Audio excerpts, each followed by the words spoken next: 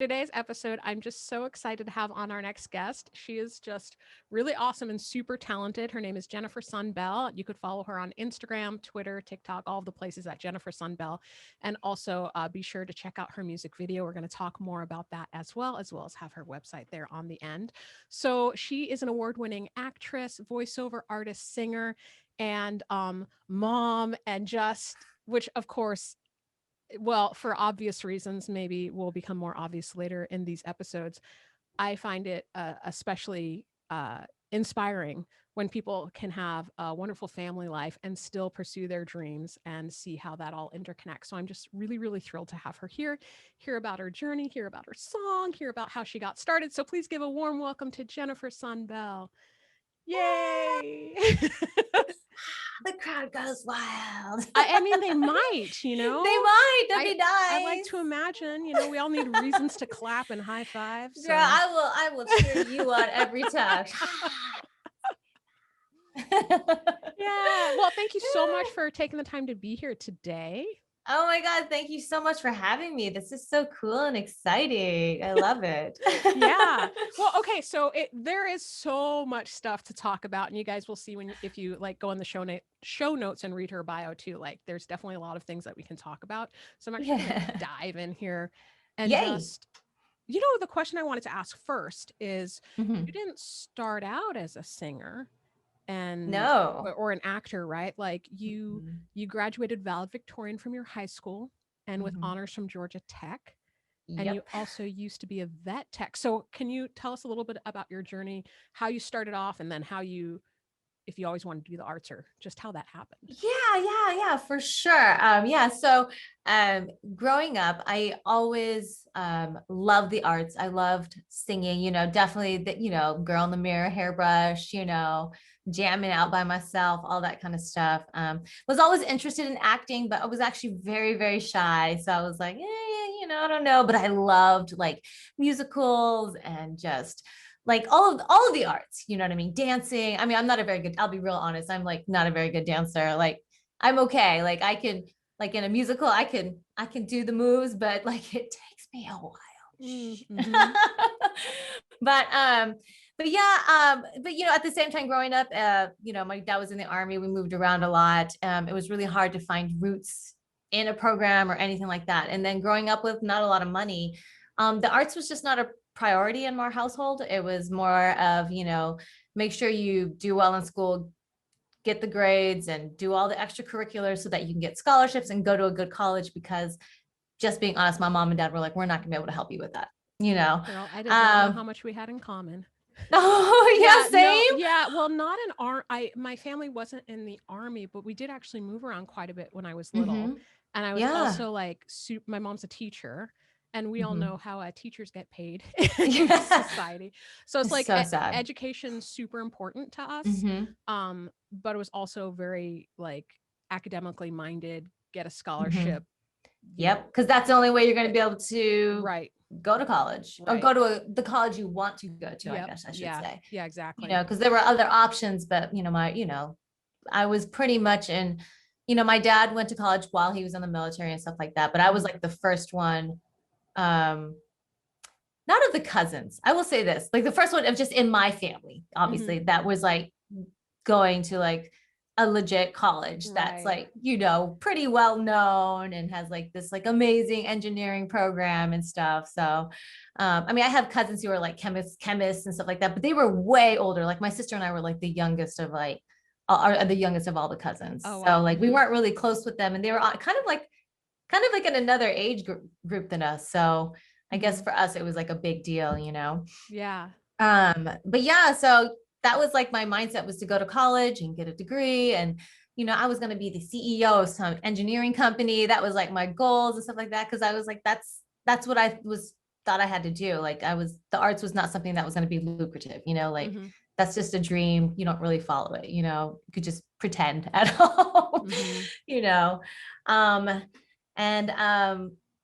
gosh, so many things. So let me see, let me hone this in. So went to college and all that good stuff. And then for the acting part of my journey, I did like a high school play, a musical, I did Guys and Dolls. I was like one of the hot box girls and stuff.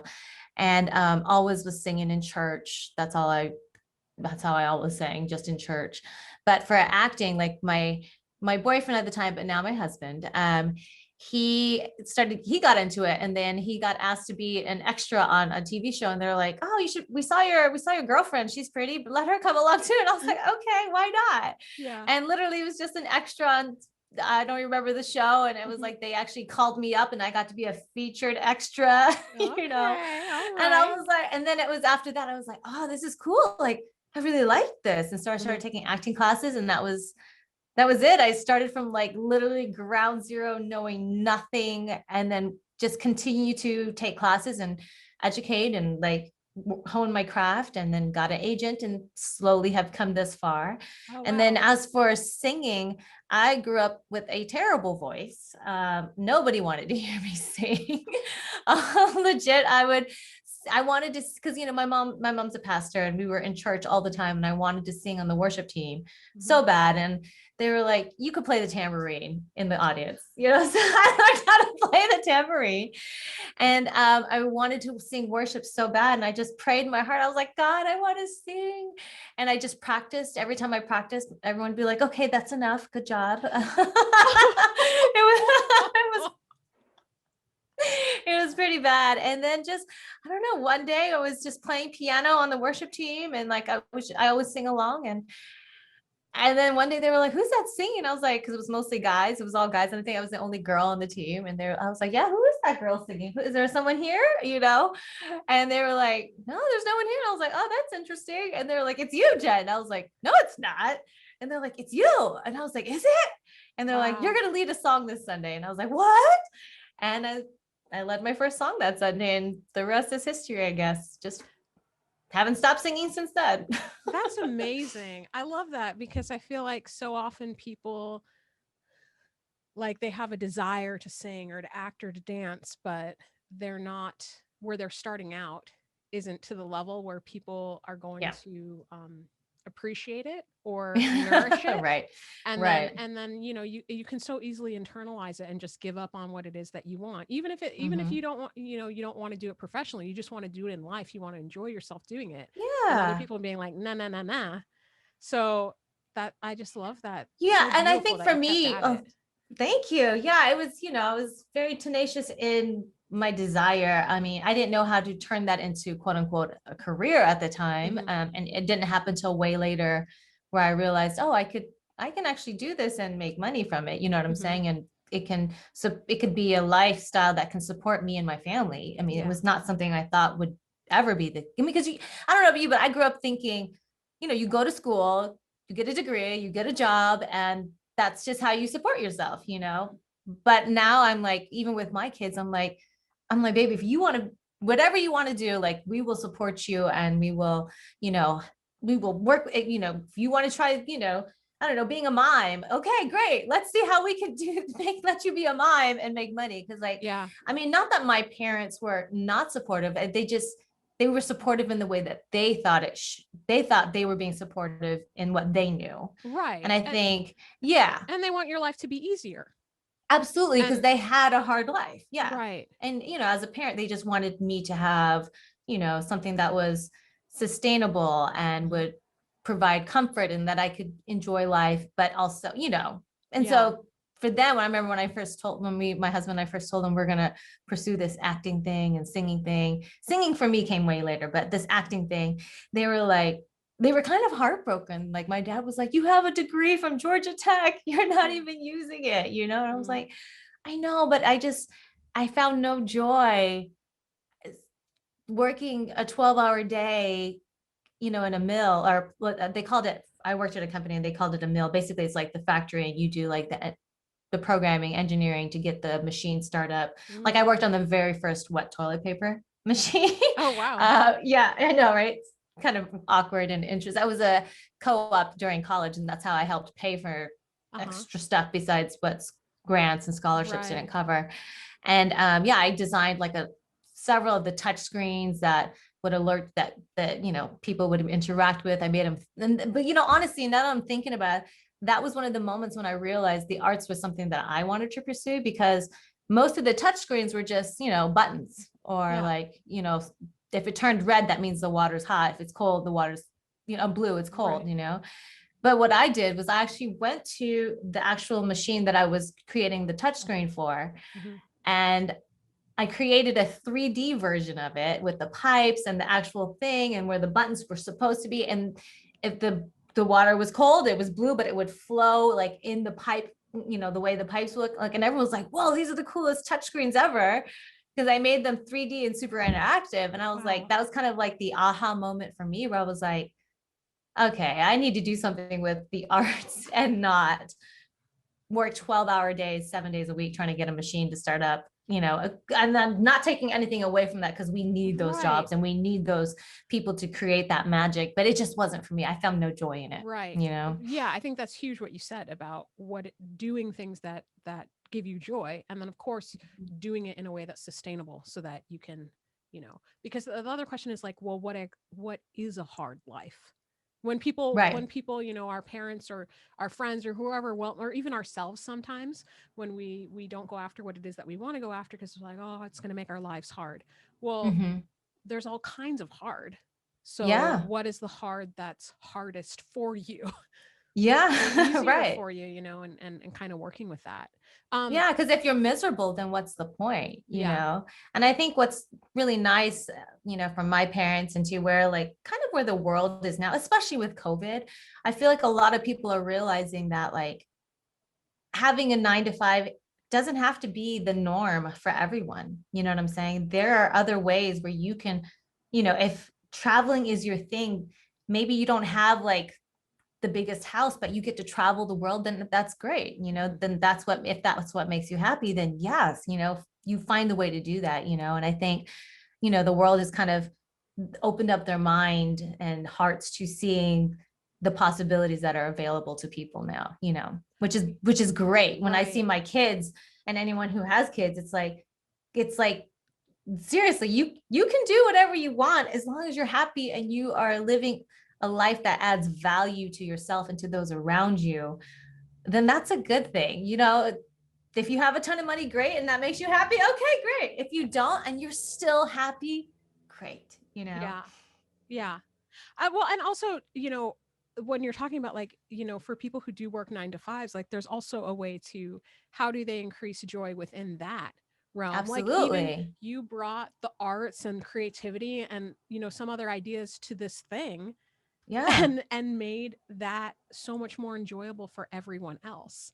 And so Right. I've been hearing a lot about like STEM arts programs getting cut in schools and like everything Mm-hmm. being about STEM. I was having a discussion with some friends the other day, and it's just that that personally frightens me because Mm-hmm. we're everybody. It's like we're well-rounded individuals. We need to be well-rounded individuals, and like the influence of the arts, even if you are going to work a 9 to 5 or at a factory or whatever, like Yeah. the way that can influence and enhance your experience and even your productivity is it's so important.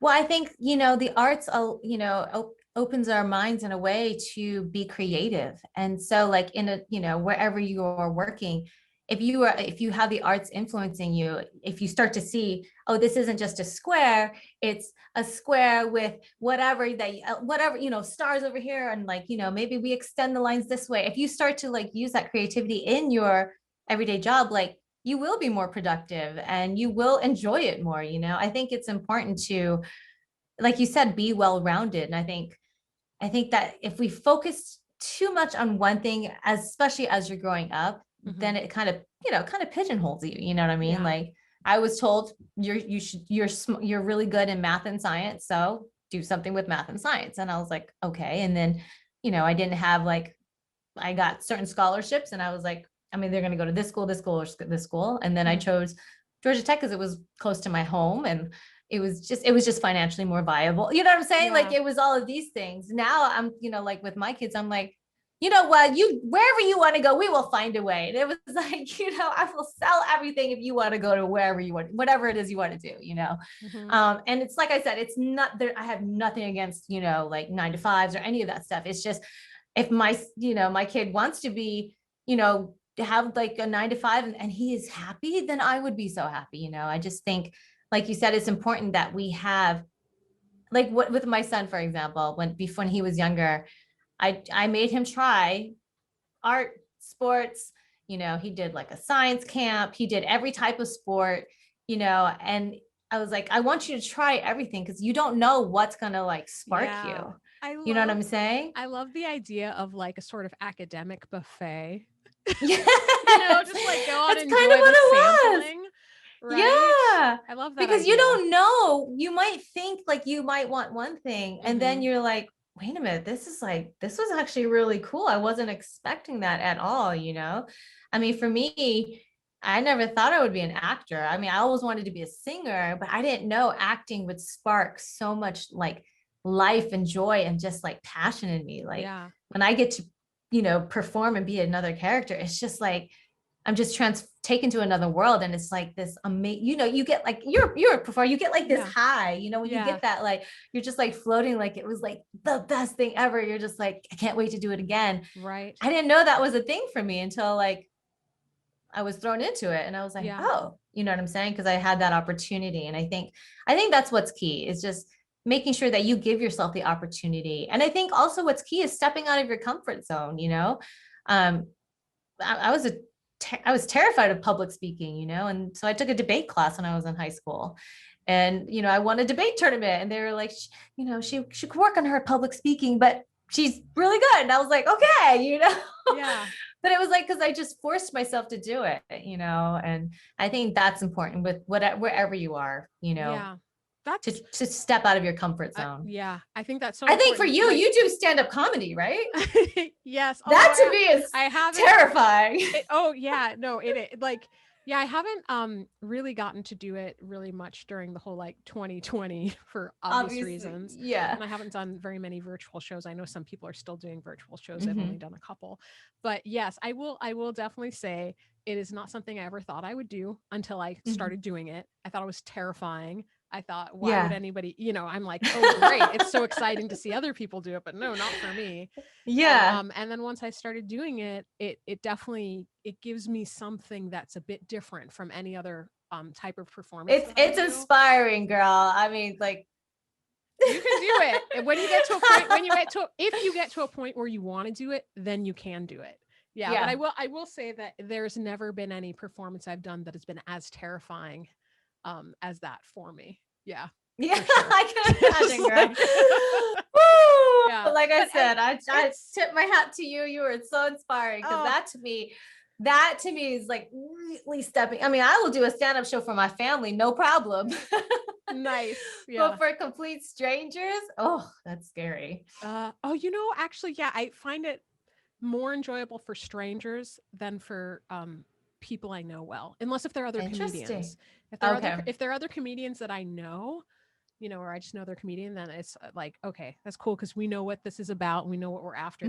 But if it's like a close friend or something like that, oh my goodness, I get so nervous. Really? Yeah. I guess I go ham with my close friends. I feel it's actually kind of the same for performing for me. Usually if it's people I know, I get more nervous than if it's strangers. Oh yeah, like when you're doing like a live performance, especially, or they're coming to see your. Yeah, I remember when I did a feature and I was like, it was my first lead in a feature, and my and it was a tough material, and my dad like came and watched it, and it was like it's kind of weird and awkward. I mean, he was very supportive, but my dad's like kind of like this, this army guy. He's just like, you did good, Jen. You did good, Jen. Yeah. I mean, like, that was a little awkward, because, like, the content, but you did good. You did good. I'm real proud of you. And I was like, oh, thanks, Dad. Thank you for watching.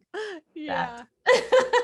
Yeah, I definitely, if it's a character that's very much unlike me, or if I have a joke that might be a little bit racy, not like I have any that are super racy, but it's always like, oh, okay, you guys, disclaimer. This is a character. This is a joke. Like, just be prepared and don't judge me. I know, right? Yeah. I get it. Right. What was it? I got so involved in that, I forgot the next thing. I know, we talk a lot, girl. It's because we're having so much fun. It is so much fun. So Yeah, because I was going to ask you what it was specifically about acting that kind of like changed things for you, but you answer that. I think Oh, it's yeah. right, like the feeling, right? Do you Yeah, feel it was you like, get I felt like I came alive. Yeah. And ah then, yeah, I felt like I came alive. And with singing, like I just got ooh, so comfortable.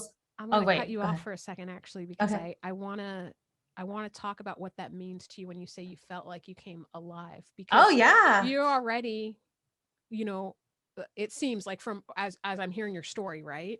You're already somebody who goes and you take chances. You know, Hmm. you don't sound like you were a passive person. You're intelligent, you know, you're doing things. So you definitely seem very alive already, right? So what was that? How is that Um, different, that kind of being alive? yeah, I think, let's see. You said so many nice things. Now I need to articulate. No. I don't know. It was just like, yeah, like I was, I was still in college at the time, and I was, working my butt off, and I was learning, and I was, you know, trying to be active and all kinds of stuff. And I think it was like, I don't know, it was just like being on set. It was that first time I was on set just as an extra, had literally no clue what I was doing. I knew nothing, absolutely nothing. I mean, like I said before that, I had done, it was like a hot box doll and Guys and Dolls with one line. They gave me a line because they were like, "I love you. You get a line." I was like, "Sweet," You get a I line, didn't, you get a line, you you only get get some lines. because there was only so many leads, and they were like, there's this one part that got taken out, but we're putting it back in. I was like, okay, and that one line was terrifying. Like, I popped out by myself. I said the line. I was like, oh my God, and then left or whatever it was.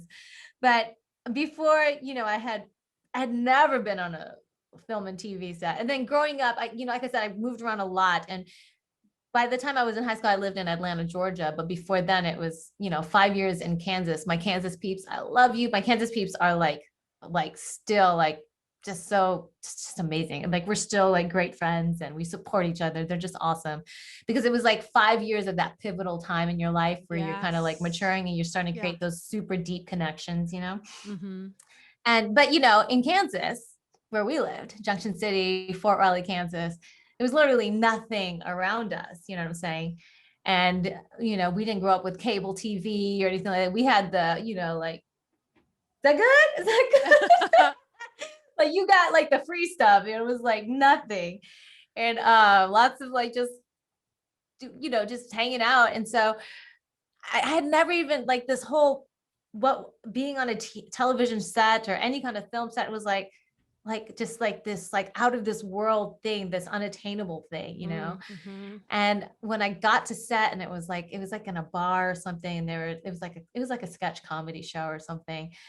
And I don't know, I just walked on set, and it was just like this, like, I don't know, I just felt lighter, I felt free, and I just felt like this is something I could do. Like, I would love to play pretend and live a totally different life, Mm-hmm. um, pull from all the stuff that what I went through. I have, we all go through so much growing up. I was like, I got an arsenal of stuff that I can pull from, Right.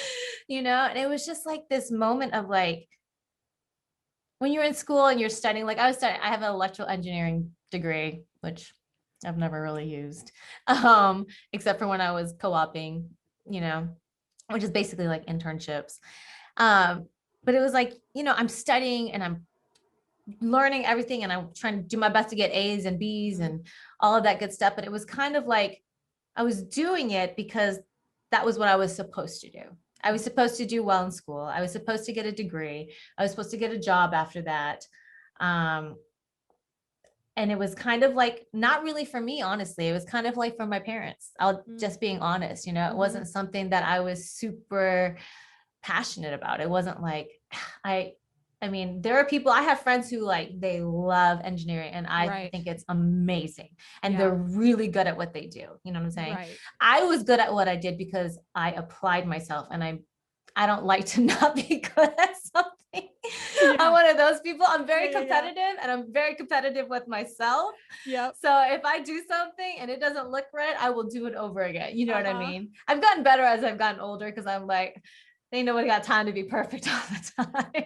But when I was younger, I was pushing myself because I was like, this is what I'm supposed to do. You know, Mhm. from my mom and dad, I need to like get a degree and get a job and, you know, support myself, be able to support myself. The biggest thing for like my mom growing up was like, she wanted me to be able to support myself and Yeah. not have to have anyone else be that provider for me. Right. Yeah, she You wants you know? to have power, Yeah, right? You yes, can right. have your Yes, right. autonomy and make your choices because you Absolutely. want to. Yes, Yeah. absolutely. If, you know, that was very important for her, you know, because my mom's Korean. She came from, you know, she left her life in Seoul to be with my dad. And it was like, you know, it was a very different life for her. She had to rely on my dad because she didn't speak English at the time, you know, Mm-hmm. and she kind of, it's not that, you know, there's anything wrong with that, obviously, but from her experience, she just really wanted me to be able to just do whatever I wanted and not have to rely on Yeah. anyone, you know, Right. just, you know, that's just my mom. So like when I got on set, it was just this moment of like, I'm not doing this for anyone else. Well, at the time I was doing it to be with like my now husband, like just hang Right. out with him and just, but then like once I really started being on set and I started realizing like I want to do this and I started taking acting classes, Yeah. nobody was telling me to take acting classes. I was the one who's like, I need to find an acting class. I want to do this. You know what I'm saying? It was just this moment of being like kind of in control of my dreams, of my destiny, as cheesy as that is. You know, it was just this moment of like, I want to do this. Mm-hmm. Like, how do I do this? How do I become an actor? What does that mean? What does acting mean? What is that? How do I become like, you know, the greats that are out there? And it started honestly with a intro to commercial acting. It was like 101 commercial acting. Yeah. And it was like, or it was like, was it even commercial? I think it was literally intro to acting. And it was like, I remember my first teacher, Miss Della Cole, she's amazing. She's in Atlanta. And she was just like, yeah, like sometimes you're getting an audition and it's what they call a co-star. And I was like, ooh, what's a co-star? What does that mean? And I was like taking notes. I was like, this is I was so excited. Yeah. And she was like, you know, it's just your line is like, hey, watch out. You can either be like, hey, watch out, or you can, what is this life? And she did this thing where she transformed and she's walking and she's had a bad day and like somebody bumps her. She's like, hey, watch out. And I was just like, Yeah. my mind was blown. I was just like, wow, I want to do that. And I think that's what I say when I came alive, it was like, I realized I wanted to do that. You know, I was doing it for me. That's a long story. I know I'm so Oh, long-winded. no, it's a great story though, I think, because it's, and I also appreciate that you really went with the question, right? Because I feel like it's very easy to like, I mean, for me, like doing the interview, you say, oh, you felt alive. And I'm like, okay, I think I know what that means because when I'm acting, I feel alive. And so I Right. assume you're saying it the same way that I'm thinking it, Mhm. but your story is a little bit different than mine. And Interesting. I'm I so think, curious about how you feel. oh, Like, what does it okay, mean for you? sure. Because like same for me too. Like I also feel alive. And when I'm on set, I also have that same like rush of like happiness and like I belong here and just like, oh, Yeah. it just feels Yeah. so right, but I just love hearing about like just your story and the journey of doing something because you felt like you're a good daughter, you're smart and you do the things that you feel like you need to do, and that Mhm. you should do and that you can do, but you don't really notice that difference in what it is that you can do and should do from what it is that you really want to do until you're doing the Mhm. thing that you want to do, and then you Absolutely. feel it like your whole body, your whole being feels that difference, Yes. and then you have that choice of, are you going to move in the direction of what is actually true for you, or are you going to stay in your comfort zone Mhm. and do the thing that is expected of you? Absolutely. And you know what's funny is that like when I graduated from Georgia Tech, I'm still thankful I went to Georgia Tech because obviously I met my husband. I like my brother-in-law was my best friend. You know what I'm saying? Aw. Yeah, like we have so many friends. And I learned a ton. Like, Hmm. half of it I don't remember. But it was like the parts that I did learn was like I learned that it was not what I wanted to do. And that to me is valuable. You know what I'm saying? And for me, it's valuable because I allowed myself to be like bummed. I just spent 5 years, because it took me longer because I co-opt every other co-oping. I don't know if everyone knows what co-oping is. Every other semester I work at a company. So instead of interning where you do it only in the summer times, co-oping is literally you go to school one semester, then you work a semester. And So I graduated with like 2 years of experience. Oh, wow. And had all these job offers, but I didn't take a single one because I didn't want to do them. Yeah. And, I let myself wallow in like, I just spent 5.5 years of my life getting a degree for something that just did not bring me joy and not something I wanted to do. Mm-hmm. And then I started pursuing the acting thing. And then even then I was like, but I still need to have a job, Right. So then I was a receptionist at a vet, and I loved working with animals, and they trained me to be a vet tech, which is basically a nurse for animals. And then I was like, I'm going to go to vet school. So even with acting, I tried to go to vet school. And then I was like, it was as much joy as that brought me. It just wasn't the same, as what acting. And then I started realizing, you know what? No, I need to I need to like buckle down, let go of what I think is the norm, and normalize what's good, what's for me. And for me, normalizing what for me was to pursue the arts. Okay. You know what I'm saying? Okay. You knew I was going to be like, okay, we're going to talk about that again because it's so good. We're going to have to, you had to, can you say that again? It was something about like normalize, not do what was supposed to be normal, but normalize what was right for you. Yes. Something like that, right? Yeah. Because I think I don't even know what I said. It was so good. Because we do tend to worry about what is normal. What is the normal thing I should do?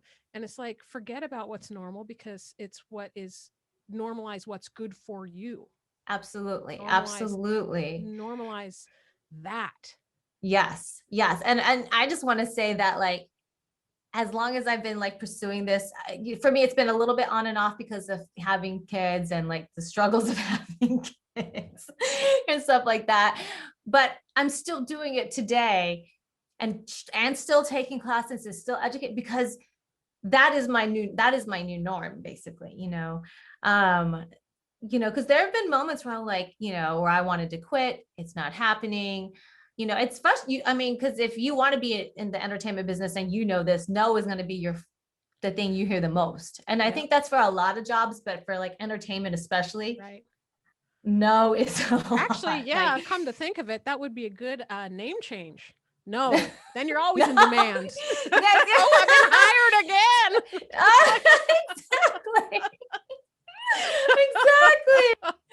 Oh man, like you know how it is, girl. You just sometimes there are days where you're just like, it's just not gonna happen. Maybe I should quit. And I have to like remind myself of the joy of why because I want to. I mean, so just to kind of piggyback on that. So I got into voiceover about a year ago, and I just recently did my first performance capture session for a video game that I'm in, which it's going to be awesome. I'm so excited. Awesome.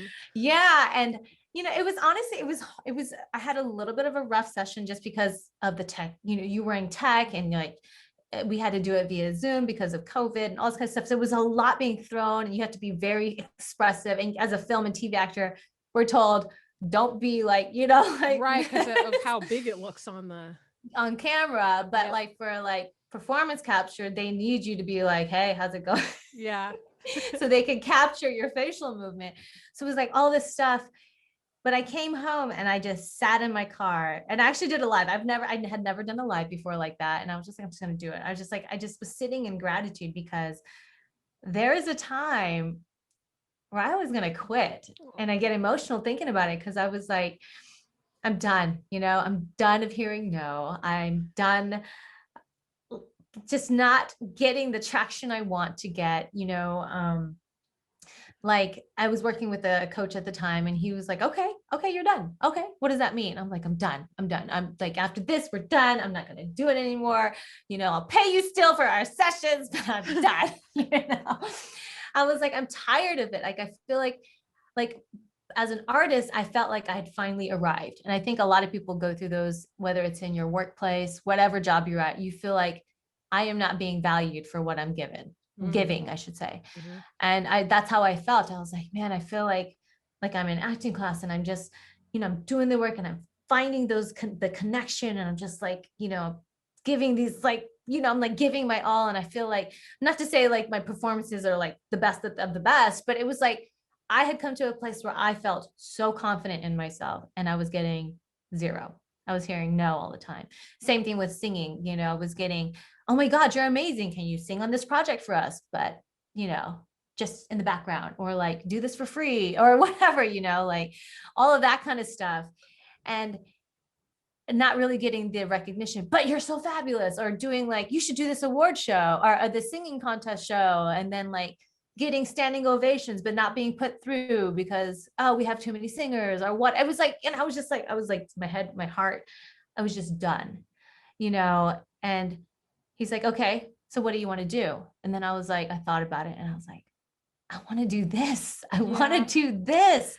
And he's like, well, that's your answer. You know what I'm saying? Like, even when I wanted to quit, I still wanted to do, acting and singing and everything. And he's like, that's your answer. And I thought, like, that to me is what made me realize all these years of struggling to get to, it's like, I have found so much more joy now. And so that's why when I came home that thing, I was just sitting in gratitude because this was my new normal. And it's not like I'm guaranteed a job tomorrow. Right. I'm not guaranteed a job the next day. I still have to fight for everything that I'm going for. I still like, back there's my voiceover booth. I'm still in there like every day for hours on end, just recording auditions, working in the dark on my computer, just trying to hustle. But it was that moment of just sitting in gratitude and just being like, you're doing it. You know what I mean? And all those years of, am I doing the right thing? Should I not be chasing this? Should I just go get, go use my engineering degree? Like, should I be like, am I being a good example to my kids? Like, are they going to look at me and think, oh, she's just like a struggling actor. Like, what is she doing with her life? Or are they going to look at me and say, you know what? That's what my mom wants to do. And that's what she's going to do. And I'm proud of her. And, and it's bringing those life lessons to them. And it's been like such a journey to get to this point. I went on off I had a reason why I was saying this was all good. Are you kidding?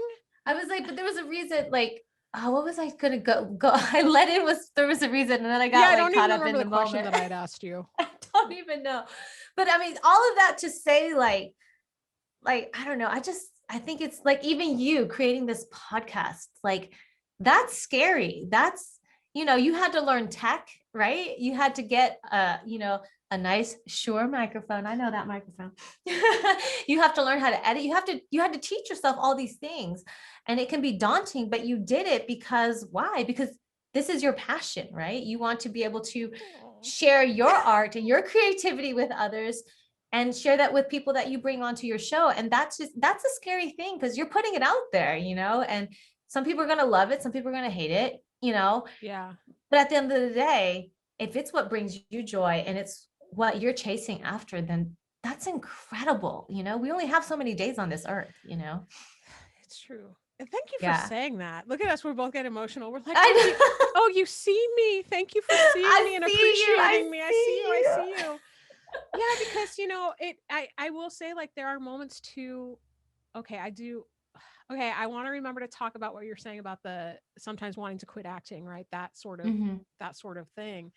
But real fast, just about the podcast, since you brought it up, I admit, like, I do. Yeah, before I started, I was thinking about it for a while, and I was still like nervous about starting, and want to make sure tech's right, want to make sure the guests get like good interviews, want to make sure like all that stuff. And then once it gets going, it's like, oh, there's that like rush of like, I did it, like this is happening. Like you get on there, what buttons to put, how to set your levels now. You're like, oh, my gain's a little hot. Let me turn my gain down. It's exciting. I get that feeling. When I got into voiceover a year ago and I had to really learn all the tech, I was like, now I'm like, oh, my gain's too, like, let me adjust that. Oh, good for you. It's exciting. Yeah. feel you. All I of that. mean, I feel I you. can't say I'm that tech savvy with this, but thank you for thinking I am. I'm gonna take that. You But sound fabulous. So oh I well, think you thank you very much. And yeah, but there's that sort of the like excitement of like, okay, I really did it. And then there's the like, I know I'm doing it, it's important to me, and just like the Mhm. joy of that. But then comes the sort of like, how's it been received? Is Yeah. it like, Is are enough anybody people? listening? Yeah, Do exactly. What do people they like think? Is it? it Do affecting they them? like Or me? Yeah. like what's Are going they getting on? value? What is it You all know? for? Is it just for me? Just that Yes. kind of thing. And then I actually sometimes I do have to remind myself. I mean, even though like I am grateful, we're in six continents, have listeners in six continents. I mean, things Amazing. are growing. So it's like, maybe some videos get listened to more than others, but it's like it's a Mhm. process. And especially for podcasts, it's like you got to be patient with that Yes. process. Mhm. But it's good to remember, come back to the core of Mhm. why it is that we choose to Your do why. it, the Yeah. why. Yeah. Mhm. And just what you were saying, like it like this is the and I know listeners, if you've probably heard me say this before, if you've listened to an episode before, but the reason I'm so passionate about this, not only because I get to connect with great people again that I don't often get to see, it's because whether or not we choose to be professional actors or singers or dancers or whatever it is, it's it's not really about that. It's Mhm. about, these are wonderful life lessons, and these are things that we can use in our lives, whether or not Yes. we do it professionally. And also for us that do it professionally, remembering that the yardstick of success for us, it doesn't have to be booking a network show. It Mhm. doesn't have to be, that we're working every day, because goodness Yeah. knows we want to. We're like in the Yes. profession where people just want to work. Like most people will not take Yes. that much rejection just to get a job, and Yes. at it to Yes. get a job and to pay Yeah. like classes to, Right. but we're so passionate about it, and we're so passionate about it, and it makes us feel like more of ourselves, and it enriches our Mhm. lives. And I just find it so sad that so many of us can think about quitting when we're not Mhm. getting the work, when in Yeah. reality what drives us to do it is actually the process of doing it. Yes. And getting the work, of course, is important, because it means like we can put food on the table, and then maybe we don't have to Yes. hustle quite as much. So like obviously Yes. obviously it's important, but like Yes. to not lose sight of the fact that it has value in our lives, Absolutely. you I know. think you said it. You said at one point, you're like, am I doing this just for me? And I think for me, when you said that, to me, a lot of the times is like, a lot of my family members is like, oh, are you working on anything yet? Like, what's going on? And like, when you hear that, you can get down on yourself. Yeah. And then when you say that, I've learned to remind myself that, you know what, in a way, I am doing this just for me because this is what I love. And, that's okay. That is okay. Like everybody's, like you said, the yardstick of success, measure of success is different, Mhm. and some people it's creating their own content, which I'm trying to do now. And it's daunting because it's a lot of work, but I'm like, you know what? I want to do it for me. Yep. And if no one watches my YouTube channel when I get it going, like for real, I'm doing this for me. And I can only hope that, like you said, that like maybe someone somewhere out there will listen to a podcast, watch something that we create and get value from it. And that would make me happy. You know what I'm Right. saying? Like if I'm adding value, that's for me is a big why. Yeah. Am I adding value to myself? Am I adding value to the people who are listening to me, who are hearing my music, who are watching me? That's important to me. Hmm. Um, because I know for me, for a while there, I was like, I just want to work. I just want to work. I just want to work. And I would be happy with, auditioning for roles that I didn't agree with. Yeah. Now I'm like, I don't really agree with that, so I'm not going to audition. You know what I'm Yeah. saying? Yeah. And Yeah. and Good for and you. and it's not like I have a ton of auditions coming in, but being able to like be confident in that and saying it's not the path I want to go down, that's a huge win for me. And I Yes. think like everybody has to remember that like whatever you are pursuing, whether it is in the arts, whether it is in science or, something math related, whatever, marketing, whatever it is you do, as long as you find joy in it, you are adding value to yourself and you are adding value to others, then honestly, that's all that matters, and then everything else will start to come on. I have no doubt your podcast is going to blow up and everyone's going to be listening to it because of your joy, your passion, your desire to add value and to, be so giving, I mean, I could talk to you for days, girl. It's partly we haven't seen each other well, but Yeah. I mean, literally, I could talk to you for days because I'm getting value from you and I'm learning so much about you and from you. And I think that's the key, I think if we as a society, as people, if we learn to be more giving instead of being, how am I going to get mine? I mean, there are moments where you got to like protect your own. Of course, I get it, like, especially as a parent, like mama bear comes out and, I'm like, you better back away. It's my child. You know what I'm saying? Like you protect your own, like, no, this is my livelihood. I need to fight for it or whatever. I get it.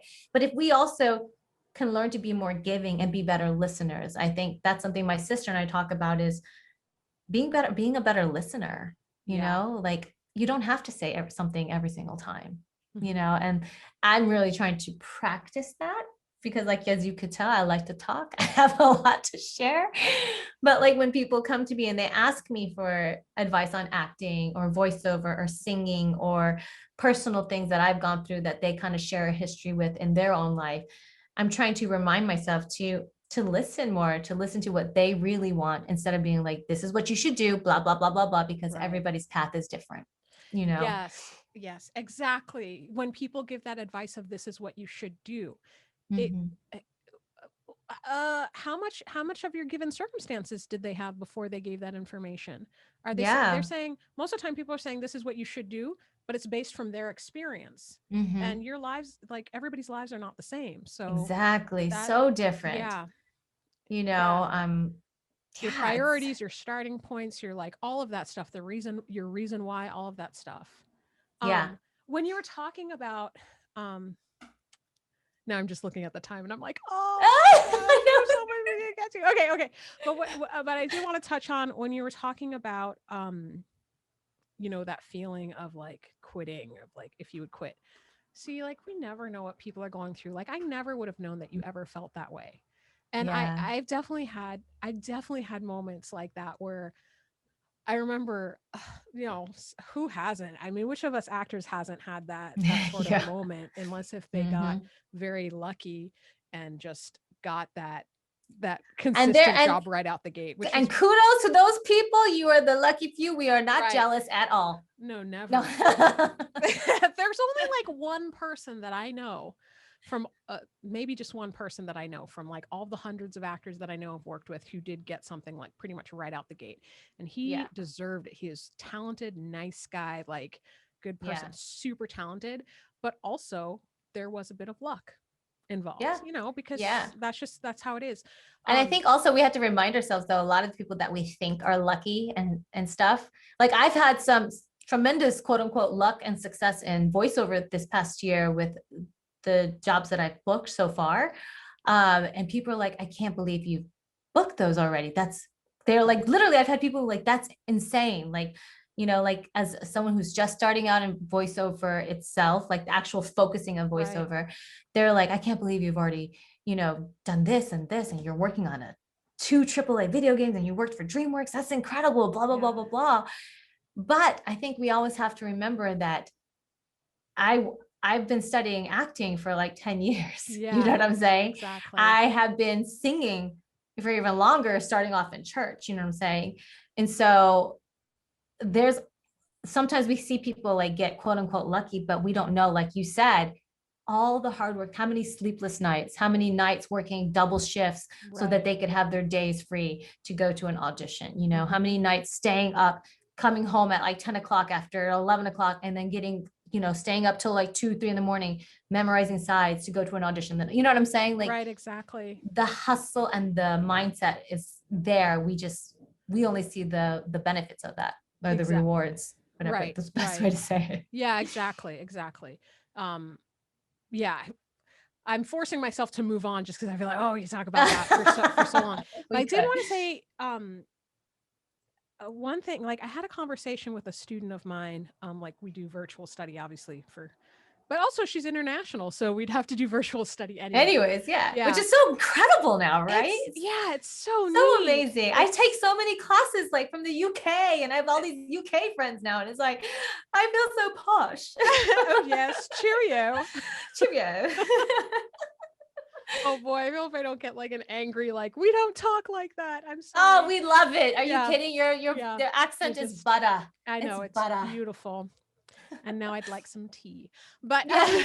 And biscuits. yeah, I do actually love tea. That's a side note, but I have like this great roast Same. teapot and just like anyway. Oh, Tea. Okay. same girl.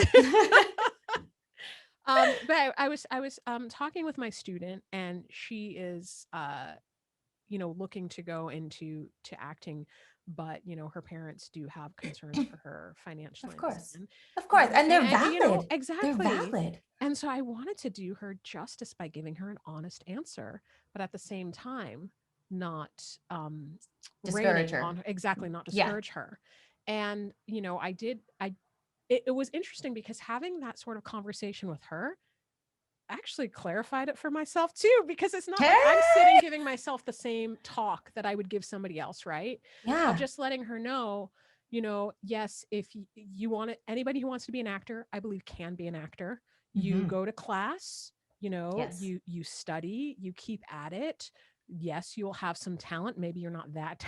I mean, she's talented, but maybe like everybody's talent level is different, but you can grow it. You can get better. Absolutely. If you stick at it, you don't take no for an answer. Eventually you will get work. Sooner or later you'll get work. The thing is, there's no guarantee that it will be consistent. And like, in fact, for a majority of actors, it is not consistent. When you say like over 90%. So it's like, do not be discouraged, but be prepared that unless if you're independently wealthy, you can be an actor, but you also need a side income. Yes. And just be aware. Just be aware. Yeah. And I'm like, I would have loved to have had that advice when I was younger. But it's not like the people in my community knew. Like, people gave me the best advice that they had, but nobody knew what I know now, because they hadn't. And there weren't really things like your show, like this podcast, giving this advice and information out there, really, That's true. Like, there wasn't the same access to the kind of information. There wasn't as much access. And especially if, like, it sounds like you grew up like me with a lot of money, and it's like, definitely I didn't have access to it. You know what I'm saying? My mom and dad were like, you lucky you got a new pair of shoes this year. I remember I got my first Fikes. I was like, hey, they're Nikes. Don't be hating on them. That's right. They do the trick. You can run but like running them just as fast. It's all about that talent. But yeah, there's so much more access now. And I think what's important is being honest and being open to receiving that honest feedback. I think when I was younger, I wanted to hear that I was the best. Like, oh, you killed that scene, or your voice is phenomenal, right? Now, for me now, I'm like, okay, it was good. Okay, but what can I do? How can I grow? Like, how can I grow as an artist? Like, okay, you like the scene, but where can I make it even like, so it's like next level, Right. Even with my singing, like, okay, I need to learn how to control my vibrato better and whatever, or like finding my mix, like all these things I didn't know. Growing up, I didn't have a voice teacher. I just listened to how, like, to like the Whitneys and the Mariahs, and like there's a Christian artist named Krista Lewis who can sing, and I was like, they were like my role models. I was like, I'm gonna just try and sound like them, and that's how I learned, Right. But now I'm like, oh, okay, I need to learn how to warm up properly and so that my voice lasts. And especially, like, I did a musical, and it was like a lot of scream, because of very heavy content, a lot of just screaming, not even for singing, just physical screaming, and like terrified. Oh, wow. But still having to sing and belt a song. Yes. And do that, like, 8 times a week, or whatever. And still be able to bring the true emotion. Like, all of these things I had to like learn and grow. And I think that is the key, being able to receive honest feedback, getting the hard truth that this is a hard road to go down. Yes. It's honestly the inspiration for my first single I ever released was this journey, Yeah. honestly, because like you said, I wrote the song and like I wanted to call it, it's called Still Here, but I wanted to call it Collecting No's, because that I feel like that's all we do as artists. We collect no's. We are constantly collecting no's. The only reason why I didn't call it that is because the plural spelling of no is actually NOES, and nobody knows that, and it's weird. I was like, okay, we gotta change it. I was like so sad about that, honestly, because I was like, I like the title, but it's like a weird spelling. So, but like that's what that whole song is about, is like collecting all these no's, giving everything for this craft. So a lot of times for free, people taking advantage of your talent, of your time and your effort. And I'm sure you're like me, like if I say yes to something, you're going to get like 110%. I'm not going to half-ass it. I don't know, is that okay to say, but you know what I mean? I'm going to give it all and getting nothing really in return, except for maybe I had to change. That's where I had to change my mindset.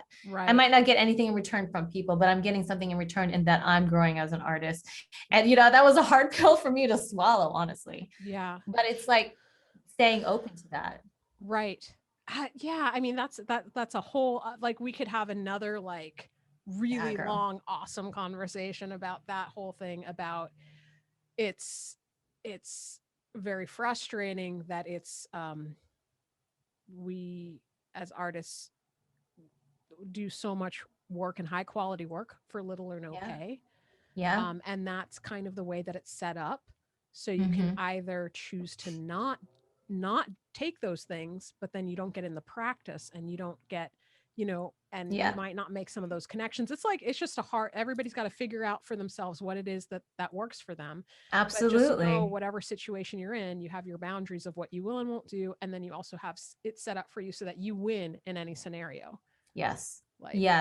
Yeah. I like that. I think I'm going to start applying that. How can I win in this scenario, even if it's not something that like I immediately see a benefit from, and it's not to say as you only want to be benefiting yourself. Like I said, I think we should be giving more than we should be taking, but you do have to benefit. Right. Well, when you give, you can also receive then, there's that benefit. There is also that benefit of like also the good feeling of giving, or like what lesson you learned or just something. But I really love your song. So I was happy to share it because I loved it, even if I didn't know you, and then knowing you just made it even better. And it was very like relatable. So you guys, you're going to want to check it out. I'm going to have that link in the show notes, but again, just so that you have it here too, https sunbellmusic.com. And then I'm sure if you go, to her social media, of course, at Jennifer Sunbell, you'll be able to find it there too. Or just go on YouTube. That's still here. Yeah. Well, the video, my YouTube video is on my website. So, and you can stream it from my website. It's on Spotify. It's all over the place. It's called Still Here. Shameless plug, because I worked hard for that. That's right. You worked hard for it. And it's important. It, for me, that song, honestly, I'm working on an EP right now. Totally different vibe. I'm actually working with Taryn. Taryn. So we have Taryn's the man. So we're almost done. It's in the final stages. That was like a labor of love, like over like a year and a half. We finished it on Zoom, recorded on Zoom and stuff like that. Wow. But Still Here came at a like in between time where I met up with a different producer, and like he was like, what do you want to write about? And I just started crying. And I was just like, and it was just, and I told him, I'm tired of collecting no's and everyone just using me, like all kinds of stuff. Yes. But it was like perfect, because I was like, he was like, well, that's what we should write about, that because you connect with it. I was like, absolutely, that's what I want to write about. Yeah. And it was, and honestly, this song it's a very much a standalone song, but it's like it was kind of like therapy for me, because it wasn't just for singing. It was for literally so many things in my life, and I, if you connect with it, I hope you find value in it. That, maybe the world doesn't see you right now, but that you see that you can find that moment to see yourself and say, I'm still here. I'm still doing this no matter what. You know what I'm saying? Cause that's what I have to tell myself in the mirror all the time, people. Yes. So, I'm going to try to say this in the way that it was said, but of course, like, probably go to the episode, you guys, if you haven't yet, to hear it being said better. But I had on actor Hiram A. Murray. I'm not sure if you know who he is, but I had him on like I guess it would have been 2 weeks ago now by the time this is out. Anyway, but he had something a bit similar like that, because he also was a Marine too. Mhm. But he had like this advice, which was basically, because I was asking like the best advice that he got, and it's basically like, they will get tired of wearing you down before you get tired of them wearing you down. Oh, He said it way better, but essentially, no, but I get it. I got having, goosebumps. right, Woo! having that attitude with the nose. I just love what you said, and how you said it, in your way too, of like, you know what, they can say no as much as they want. Doesn't matter, because I know the answer is yes. So you say no as much as you want, because I'm still here. Yes. And I think it's important to acknowledge and acknowledge those moments where you feel like it's not, where you get down. I think you can acknowledge those moments of like hardship and down, and like for me, I was actually depressed for a while, and I had to acknowledge that, like, yeah, I got depressed because lots of other things, but like acknowledging those moments and being like, okay, I hear you, I see you, I accept that it is okay to feel this way at this moment. Like for me, when I was writing that song, I was like, I was angry, I was frustrated, I was just felt like, I was another moment of kind of being done. I'm like, I'm done with you guys. I'm done, like a screw you moment, feeling of everything that I'd gone through. And I acknowledged it. And for me, I poured it into my song, obviously. yeah. But it's not always like that. Sometimes I have to just sit there and acknowledge it and be like, yes, okay, this is okay to feel this way. And then accept it, sit in it. And then I'm learning to just be like, okay, let it go. And it doesn't happen on the first try every time, but being like, you know what? It's time to move on. It's time to keep chasing. It's time to keep writing, to keep singing, to keep practicing my craft, to keep, loving my kids and my family and putting them first and remembering that they are part of my why. Right. Like, how can I inspire them? Like, yeah, I can get down, I can do all these things, but as long as I stand back up and I fight and I hustle and I grind away and I do the things that I know are going to benefit me to be able to be that person I want to be. That's what matters. To say, I'm still here. I see you. I see you. I see you, and I love that whole, like, yeah, you guys can tell me no, you can try and grind me down, but guess what? Iron sharpens iron, man. Just keep on sharpening me away. Keep on sharpening me away. I'm here for it. I'm here for it. Yes. I love that. Yeah. I mean, and also building that, knowing that that is part of the artist's journey. Like that's part of the process. You know what? I think that's the part of the process for everyone. Artists, non-artists. I mean, I think everyone is an artist in their own way, honestly. Right. Like, there are people who can work magic with numbers that are just artistic. That's true. You know what I'm saying? Because we're all human. We're all human. Yes. But I think it's what it is. It is the quantity, the level of which we have to receive no's. Oh yeah. And be okay with it. And it's also how vulnerable we are when it happens. Because I know somebody who has been searching for a new job lately, and they've been getting to the second interview like a few different times, but they got like 3 no's in the course of a week or 2 weeks, and it was devastating to them. Yeah. And I'm just like, I understand this feeling. Yes. I get it. Also, this is like my life. That's just like part of the course. So I feel like it doesn't affect us as quickly as it would non-artists, because they're generally not in positions where they have to hear no as often. Yeah, I agree, girl. I agree. I can't tell. I'm sure you're the same. How many times I've gotten so close? Like it was down to me and one other person. And for whatever reason, we did it the other way, like Right. for a while, I was like, I'm tired of coming in second. I know. It's like, just don't tell me then. Although, Yeah, but on the other hand, it's like getting second actually is quite an it's, accomplishment too. yes, it Yeah. is. It Yeah. is. Just don't feel like it. Yeah, I know, girl. Does not feel like it for sure. No. So, okay. So I'm just gonna ask 3 questions just because of the time. And I know I need to Okay. let everybody get on with their days.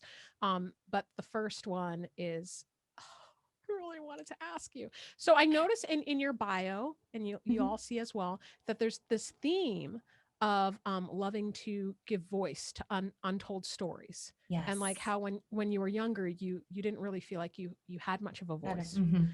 And so I was just hoping to hear more about why is it you felt like you didn't have a voice? How did you find a voice, and how does that tie into your love of sharing untold stories?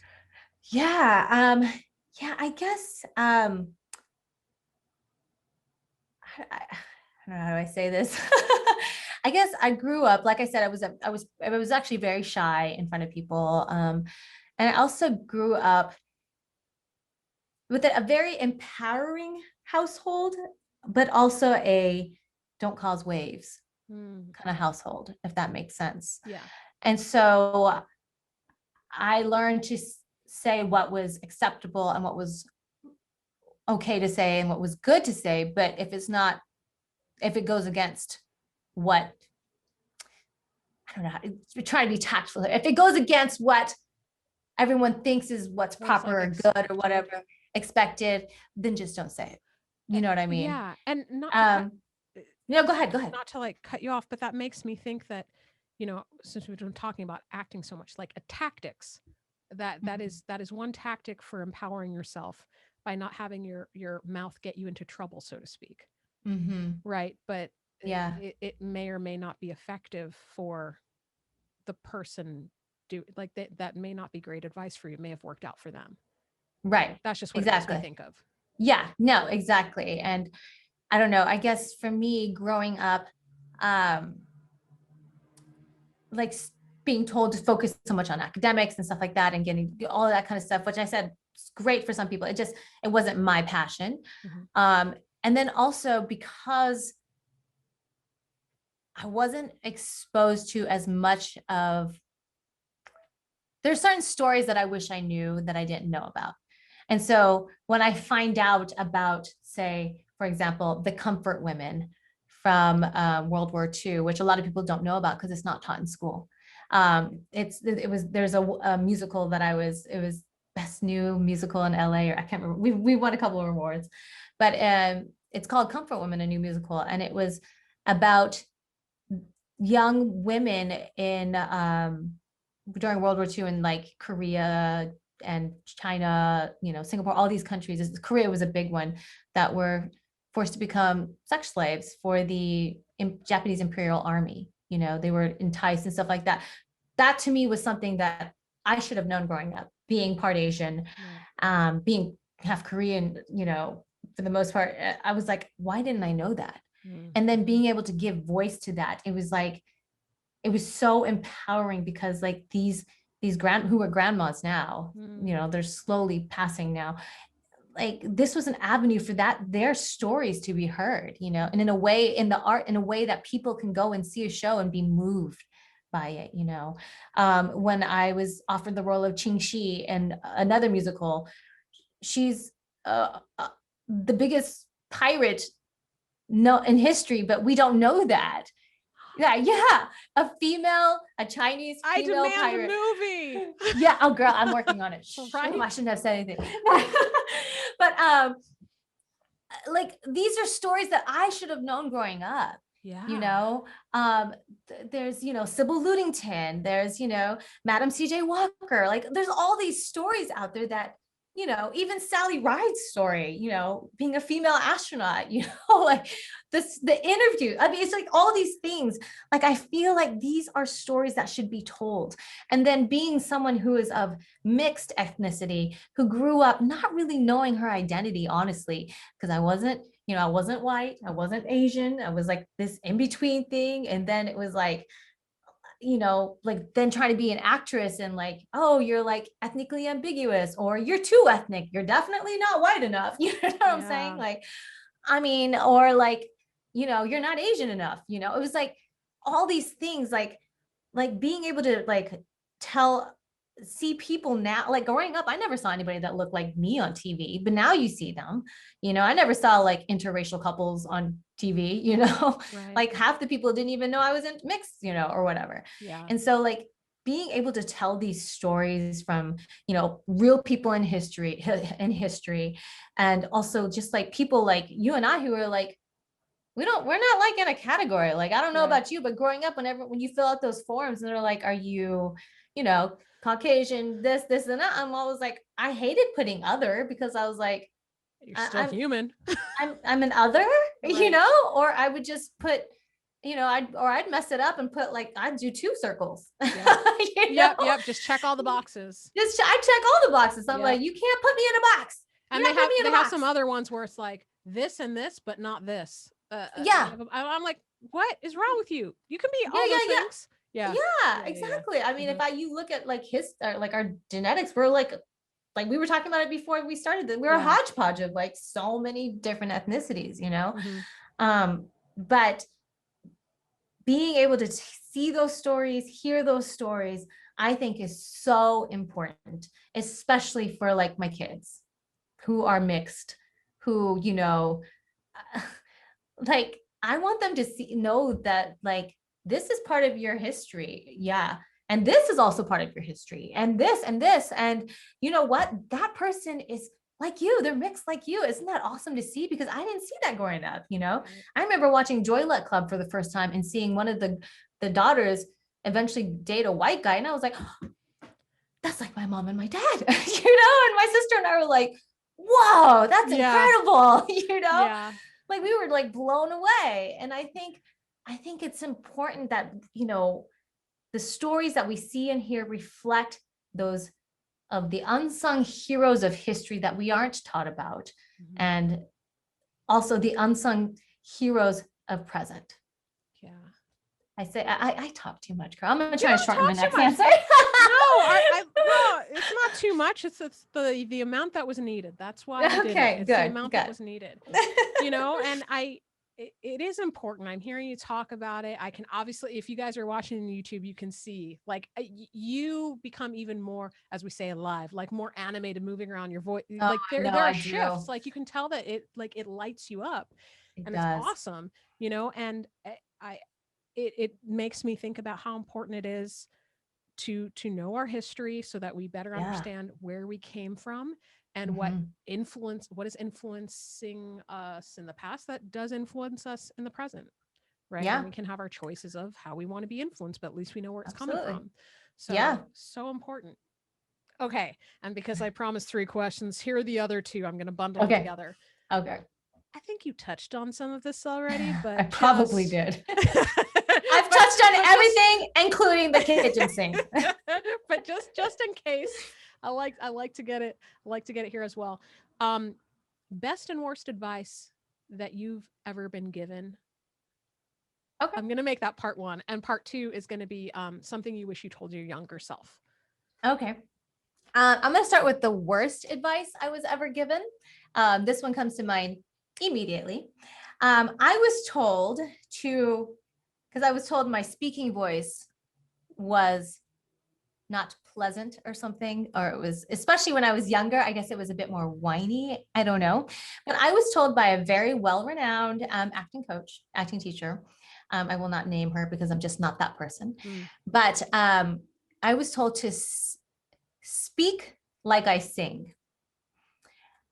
And I was like, my confidence level just went, you know what I mean? Because like they heard me sing in class and they were like, oh my gosh, because when you hear me sing, I don't sound like I speak probably. Like I have a little bit more earth to my voice when I sing. I don't know. I don't know. Basically, I was just told to speak like I sing. Don't talk like I normally would talk. And that to me was one of the worst things that you can tell someone, because first of all, it messes with their confidence. And I was already like brand new to LA. And I was like, what? Like, I don't sound good when I talk. Like, well, how am I supposed to be genuine? And if I'm doing a voice, you know what I'm saying? Right. And I just think it's very serendipitous that now I also do voice acting in Yep. my speaking voice. So do you sound like you, be you. That's honestly, to Right. counter, like, honestly, the best advice I'd ever gotten was like, put your essence into everything. You know what I'm saying? Like, you don't have to be Meryl Streep. Meryl Streep is Meryl Streep because she is Meryl Streep, you know? Right. You be Samantha, you be Jennifer, you do you. And it may not be conventional. Maybe your voice when you speak is not pleasant to your acting coach. Oh, well, you know, like, that's your opinion. Yep. But what I would say the best advice I've gotten is like, I remember I was like, I did something. They're like, it's very generic. How come I'm not seeing you in this? Where is you? Where is you? And I was like, you're right. I am a bit more loud and rambunctious now, especially as I go, you know, I am a little bit more animated and like, yes, I will put technique in, but I can also put me into it. So I think whatever you do, put you into it. That would be the best advice I've gotten. And to tell myself, my younger self, I would say, you know, try everything until you find that thing. Don't let, you know, what people say is normal, what has been normalized, be your normal. You know, try everything until you find that thing, and then just go for it. Be tenacious, chase after it, do whatever it takes, because that's what's going to make you happy. So yeah. Awesome. Thank you so much. So I want to thank you again for taking the time to be on the podcast and Oh my sharing your gosh. story with our guests, of course. Thank you. Oh, my pleasure. And then I know I'm forcing myself to wrap it, but that was such a great last piece of advice you gave. So you guys, of course, please follow Jennifer, see everything she's up to on social media at Jennifer Sunbell. Check out her music video, Still Here. Love it. And then, as always, if you're looking for a coach to help you with performance skills so that you can be more connected to your whole self and voice, body, and mind, whether or not you're an actor, it can be tremendously helpful to help you just have a happier life and be more in touch with your goals. I'm talking relationships, interviews, auditions, of course. So, you know, there's always something. Feel free to email me at beyondtechniquecoaching@gmail.com. Happy to help however I can. She's amazing. Thank you. And then, of course, if you did enjoy the episode, please like, share, subscribe, leave a 5-star review on Apple Podcasts along with some comments. That really does help get it in front of as many people as possible so that we can help spreading this message of how to empower yourself through the arts. And if you are financially inclined and able, also feel free to hop on over to Patreon at Beyond Technique with Samantha Rund, and you could, you know, show us extra support with those dollars, because it does help the podcast to keep on going and those costs. Anyway, yes, thank you so much. As you can tell, I had so much fun this episode. I hope you did too. And please, please, please continue to stay safe and stay healthy.